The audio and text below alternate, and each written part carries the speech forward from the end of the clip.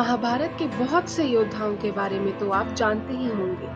आइए आज जानते हैं 16 साल के ऐसे वीर की कहानी जिससे कौरव भी डर गए थे। वो योद्धा है वीर अभिमन्यु। वे अर्जुन और सुभद्रा के पुत्र थे। उनका बचपन श्री कृष्ण जो कि उनके मामा थे उनकी नगरी में ही बीता। अभिमन्यु बहुत तेज बुद्धि के थे।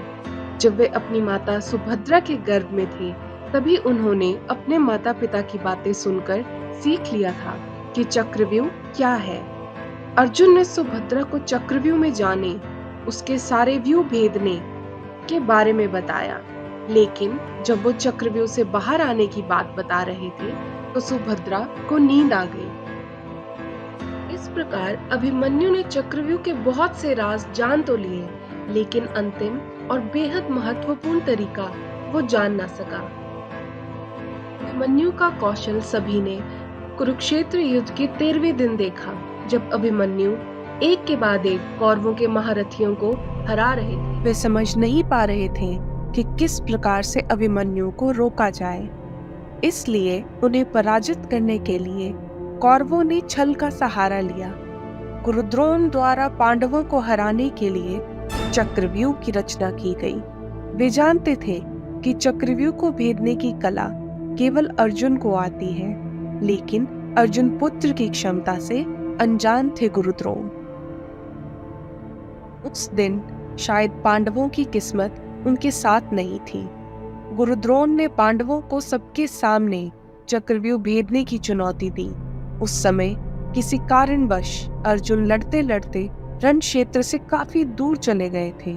वे इस बात से अनजान थे कि गुरुद्रोण द्वारा चक्रव्यूह रचा जा रहा है। चुनौती मिलने पर अर्जुन पुत्र अभिमन्यु चक्रव्यूह भेदने के लिए उसमें घुस गया। चक्रव्यूह में प्रवेश करने के बाद अभिमन्यु ने कुशलता पूर्वक चक्रव्यूह के 6 चरण भेद लिए। 6 चरण पार करने के बाद अभिमन्यु जैसे ही 7वें और आखिरी चरण पर पहुंचा तो उसे दुर्योधन, जयद्रथ आदि 7 महारथियों ने घेर लिया। अपने सामने इतने सारे महारथी देखकर भी अभिमन्यु ने हार नहीं मानी। अब अभिमन्यु का रथ भी टूट चुका था, फिर भी अपनी रक्षा करने के लिए अभिमन्यु ने अपने हाथ के पहिए को अपने ऊपर रक्षा कवच बना के रख लिया और दाएं हाथ से तलवारबाजी करता रहा। कुछ देर बाद अभिमन्यु की तलवार भी टूट गई और साथ ही कौरवों ने उसके रथ का पहिया भी चकनाचूर कर दिया। इसके बाद भी अभिमन्यु अपने बल से लड़ता रहा और प्रहार करता रहा, किंतु तभी जयद्रथ ने पीछे से निहत्थे अभिमन्यु पर जोरदार प्रहार किया। उस वार की मार अभिमन्यु सह न सका और वीर गति को प्राप्त हो गया। अभिमन्यु के मृत्यु का समाचार जब अर्जुन को मिला तो वो बेहद क्रोधित हो उठे और अपने पुत्र की मृत्यु के लिए शत्रुओं का सर्वनाश करने का फैसला किया।